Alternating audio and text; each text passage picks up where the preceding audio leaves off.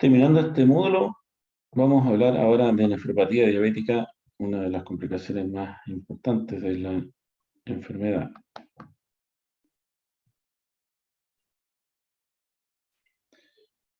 La nefropatía diabética se define por la presencia de albuminuria con o sin deterioro de la velocidad de filtración glomerular. Albuminuria. Primera causa de enfermedad renal terminal en Chile y en el mundo. Casi la mitad de los pacientes en diálisis están en diálisis son por diabetes. Por lo tanto, todos los pacientes con diabetes deben evaluarse al menos una vez al año creatinemia y albuminuria. La diálisis es una enfermedad muy costosa, más de 10 millones de pesos al año, sin considerar medicamentos y acceso vascular. La historia natural de esta enfermedad parte con un aumento de la filtración glomerular, que produce daño y al mismo tiempo el desarrollo de la albuminuria, microalbuminuria primero, con albuminiurias menos de entre 30 y 300, y después macroalbuminuria y proteinuria, y a medida que va cayendo la filtración glomerular. La pregunta del millón es si existe la nefropatía diabética sin albuminuria. Es una pregunta dificilísima. Algunos especialistas piensan que si usted le hace un examen a un paciente que tiene nefropatía con velocidad de filtración glomerular disminuida y no tiene albuminuria, es que porque ese día justamente no tenía o está pasando por un periodo donde no está excretando albumina, pero en algún momento de la evolución de la enfermedad sí tuvo albuminuria. Esa es una explicación. Lo otro es que coexiste también con otras causas de nefropatía como la hipertensión arterial, la nefroesclerosis, ¿ya? Pero es un tema complejo porque cuando se ha investigado en pacientes sin albuminuria, con diabetes, se han hecho biopsias renales, se ha encontrado igual la nefropatía característica, que es la nefropatía de Hamilton-Wilson. Como dijimos, por un lado está el aumento del eje renina-angiotensina, que aumenta la filtración glomerular y produce la fibrosis de los glomérulos, y por otro lado está la hiperglicemia, que produce aumento de estos factores inflamatorios y de expansión mesangial, y que producen primero la microalbuminuria, y después la albuminuria, proteinuria, y después el daño renal. Y va produciendo el daño renal. ¿Cómo se evalúa y clasifica? Primero, por la velocidad de filtración glomerular. Actualmente se usa la fórmula CKD-EPI, que utiliza la edad, el género y la raza. Está disponible en este sitio web, igual que en otros. Lo normal es tener una filtración glomerular mayor o igual a 90 ml por minuto. Algunos consideran que tener más de 140, como vimos en un caso ayer, es hiperfiltración, también es patológico. Después, bajo 90 ya empieza la nefropatía, no empieza bajo 60 como en algunos laboratorios la ponen. Entre 60 y 89 hay una disminución leve, que es etapa 2. Entre menos de 60 a 30 es la etapa 3, que se divide en dos etapas, 3A entre 59 y 45 y 3B entre 40 y 30. Y la disminución severa o etapa 4 cuando está entre 15 y 29. Y la falla renal terminal o enfermedad renal terminal, etapa 5, menos de 15 o diálisis. Después hay que medir la albuminuria, ya sea en 24 horas, que es algo muy engorroso, o en una muestra de orina aislada. Lo normal, lo que se define como normalidad en estos momentos es tener menos de 30 miligramos de albúmina en orina de 24 horas o en una muestra aislada, corregida por la creatinina de orina. Primero le voy a decir que la excreción normal de albúmina es 0. Quizá en un futuro cercano se baje este umbral, ¿ya? Pero por el momento para diagnosticarlo hay que tener más de 30. Ahora, la división por creatinina, muchas personas se preocupan porque le aparece que la creatinuria o creatinina en orina está fuera de rango en los laboratorios. Eso no interesa, digamos, lo que se hace al dividir por creatinuria es corregirlo por masa corporal del sujeto. A mayor masa corporal, más expresión de creatinina en la orina, ¿ya? Es normal botar creatinina en la orina. Ahora, la división entonces se hace en miligramos de albúmina por gramos de creatinina o microgramos por miligramos. Eso es una razón de 1000, digamos. A veces hay que hacerlo uno mismo porque no la hacen o la hacen mal. Hay que tener ojo. Hay que tener ojo entonces en que si el paciente tiene más de 30 miligramos por litro o 3 miligramos por decilitro, tiene albuminuria. No importa que al dividirla le dé menos. ¿Por qué? Porque si orinó 30 miligramos por litro o 3 miligramos por decilitro en una muestra en la mañana, ya en el resto del día ya va a orinar más que eso. ¿Ya? Entonces la división se hace por si orino menos de 20 miligramos por litro, al dividirla queda con más de 30. ¿Entiendes? Bien, para bajarla, subirla, no para bajarla. Ahora, ¿cuándo se sospecha que la causa de nefropatía es otra?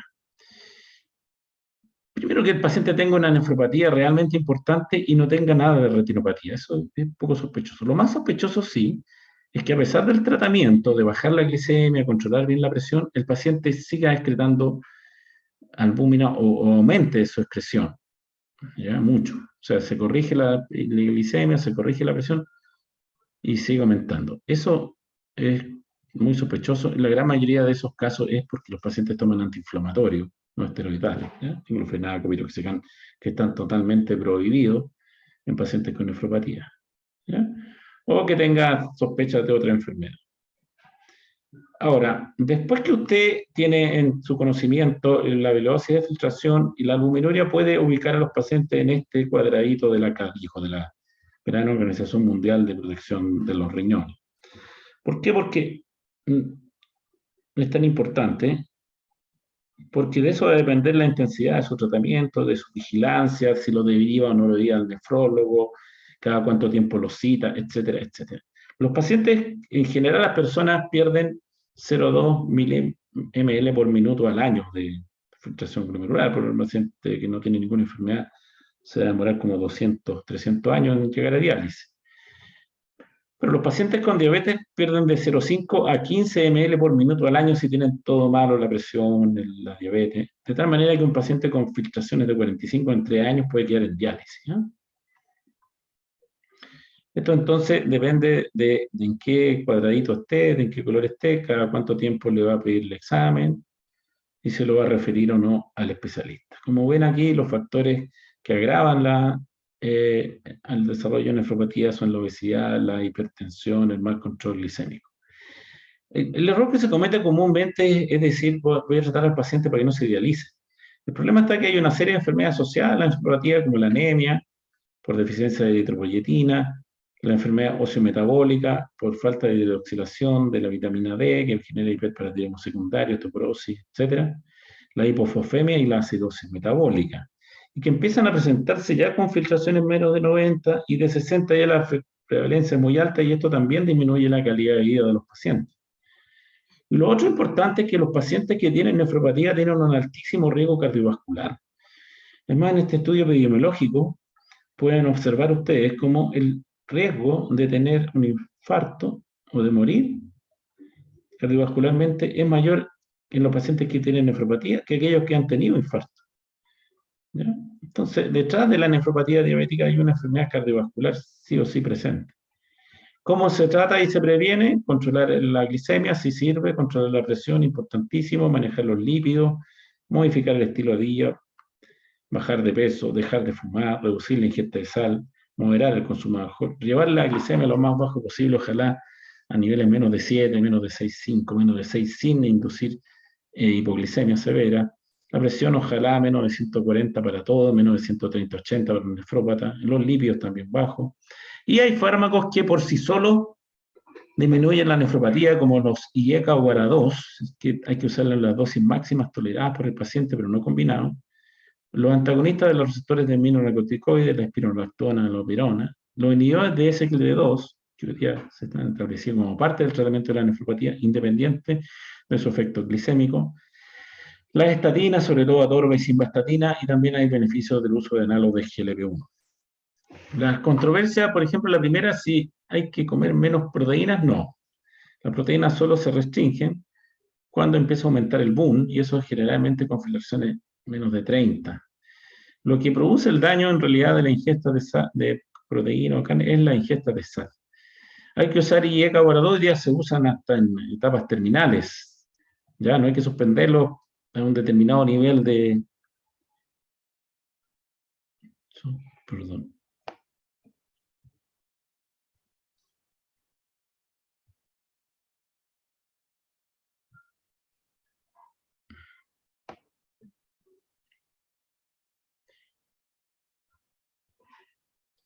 No hay que suspenderlos con un determinado nivel de filtración glomerular, hay que vigilar nomás el potasio, el nitrógeno leico, la uricemia y eso. Y también existe una nefropatía por obesidad. Este es un metaanálisis de estudios donde se restringen las proteínas o no y se pueden ver que no tiene ningún efecto. Lo que sí tiene efecto es la baja de peso, como mostró el estudio Lucas Het, que la baja de peso de un 10% disminuye el riesgo de desarrollar nefropatía. Y en este estudio de cirugía bariátrica también mostró lo mismo. Bajar de peso mejora la nefropatía.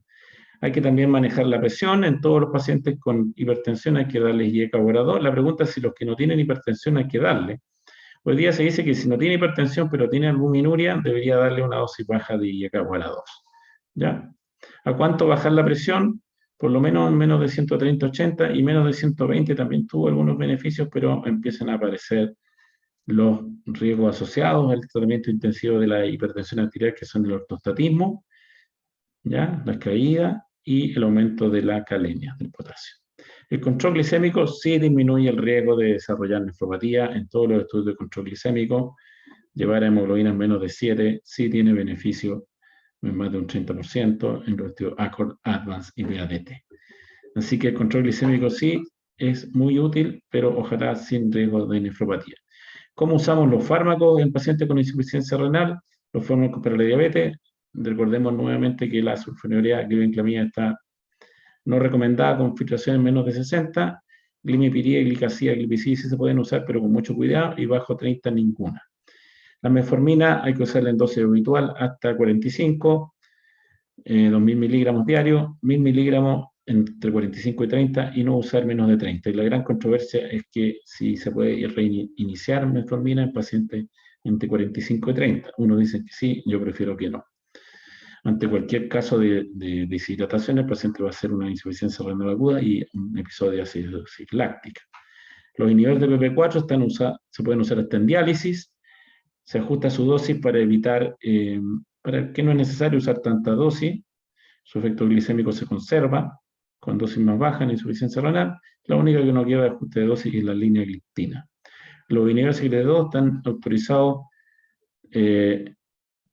hasta 30 hoy día actualmente, ¿ya? Bajo 45 no baja mucho la glicemia, pero siguen protegiendo el riñón, y los GLP-1 hasta 30. Esto es otra forma de verlo. ¿Las estatinas hacen mal al riñón? No, hacen bien. Este es el estudio CARS con atorvastatina, que demostró disminución de la albuminuria, también en el estudio de TNT. ¿Ya? El único que parece que es media peligrosita para el riñón es la rosuvastatina, este es el estudio Planet, y el que tiene más estudio, sobre todo en diálisis, es la combinación ezetimibe simvastatina, es la estrella en realidad del manejo de los lípidos en los pacientes con nefropatía diabética, sobre todo avanzada. ¿Ya? Como los pacientes con diabetes tienen alto riesgo cardiovascular, deben recibir sí o sí estatinas siempre, digamos. Y lo que hay que usar con mucho cuidado son los fibratos, sobre todo en pacientes con filtraciones menos de 60, y por ningún motivo usar gemfibrosilo combinado con estatina, porque ahí sí que puede desarrollar rhabdomiolisis y caer en insuficiencia renal violentamente. La empaglifosina fue el primer inhibidor CYP2 que mostró beneficios renales en este estudio de seguridad cardiovascular, tanto para su dosis de 10 con 25.